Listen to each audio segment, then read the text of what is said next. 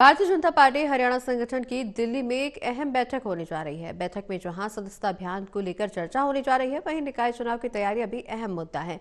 मामले को लेकर बीजेपी हरियाणा के प्रदेश अध्यक्ष मोहनलाल बडौली से खास बातचीत की है हमारे असिस्टेंट एडिटर ललित नारायण कांडपाल ने।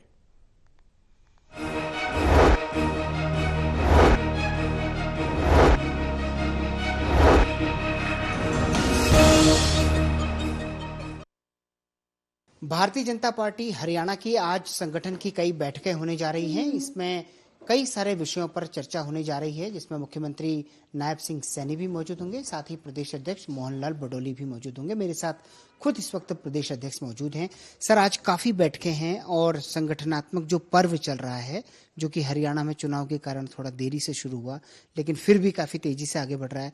किन किन बातों पर चर्चा होनी है? आज ये भारतीय जनता पार्टी संगठन की बैठक है और एक कामकाजी बैठक है, जिसमें हम पीछे की जो हमारे संगठन पर्व चला है, जिसमें 34 लाख सदस्य भारतीय जनता पार्टी के बने, 17,000 से ज़्यादा सदस्य सक्रिय सदस्य के रूप में भारतीय जनता पार्टी के बने, और किन विधानसभाओं ने अपने टारगेट को पूरा किया है, कौन सी विधानसभा पिछड़ी हुई है, कौन सी नज़दीक है, पूरा एक विश्लेषण आज संगठन की दृष्टि से दोनों प्रभारी हमारे सतीश पुनिया जी भी और सह प्रभारी सुरेंद्र नागर जी भी इस बैठक को लेंगे।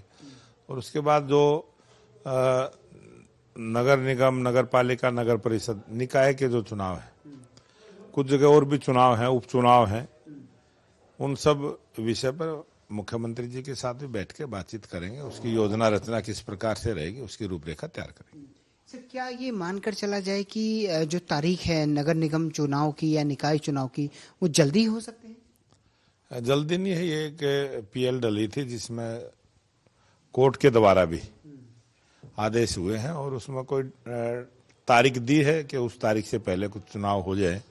उस प्रकार से क्योंकि हरियाणा प्रदेश में विधानसभा के चुनाव थे, उस चुनाव के तुरंत बाद जिस प्रकार से वार्ड बंदी का काम है, कोई रिजर्वेशन का वार्ड का बात है, कई चीजें टेक्निकल रूप से, कानूनी रूप से उनको पूरा करने के लिए जो समय निर्वाचन आयोग का लगेगा, वो समय के बाद तुरंत उसकी तैयारी करके और हरियाणा में चुनाव हो, इस प्रकार से आज भारतीय जनता पार्टी पूर्ण रूप से चुनाव के लिए तैयार है और हमारे कार्यकर्ता भी पूर्ण रूप से पार्टी के चुनाव लड़ने को तैयार है। तो फरवरी या जनवरी लास्ट तक मानकर चला जाए?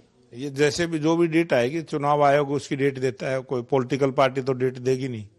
हम तो अपनी पॉलिटिकल पार्टी के कार्यकर्ताओं को अपने को तैयार करके रखे हैं कि जब भी डेट आएगी समय पर चुनाव हो और जल्दी से।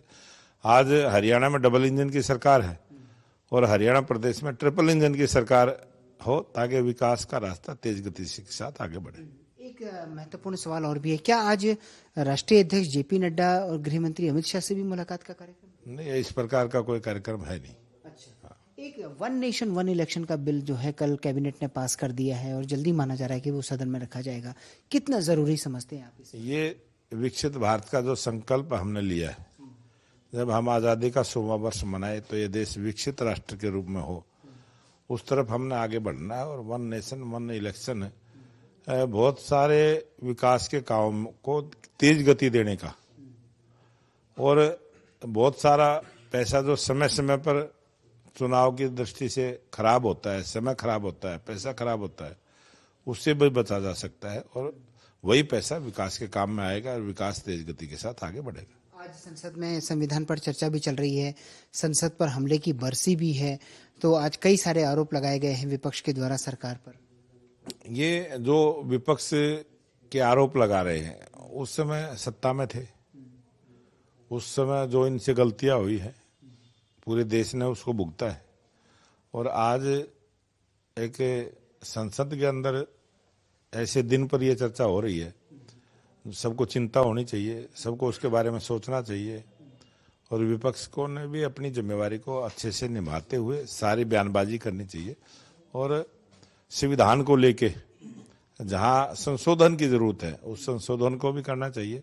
और कांग्रेस पार्टी ने तो संविधान को लेकर जो इतनी बड़ी बड़ी झूठ बोलने का काम किया, कांग्रेस के नेताओं ने देश की जनता से माफी मांगनी चाहिए, क्योंकि उन्होंने संविधान को हाथ में लेके सभाओं के अंदर बोला, मीडिया के सामने बोला कि मोदी जी की सत्ता आएगी, भारतीय जनता पार्टी की सरकार बनेगी तो संविधान को खत्म करने का काम करेंगे।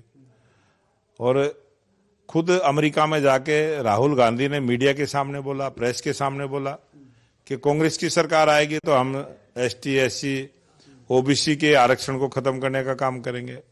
उसका जवाब आज तक नहीं दिया।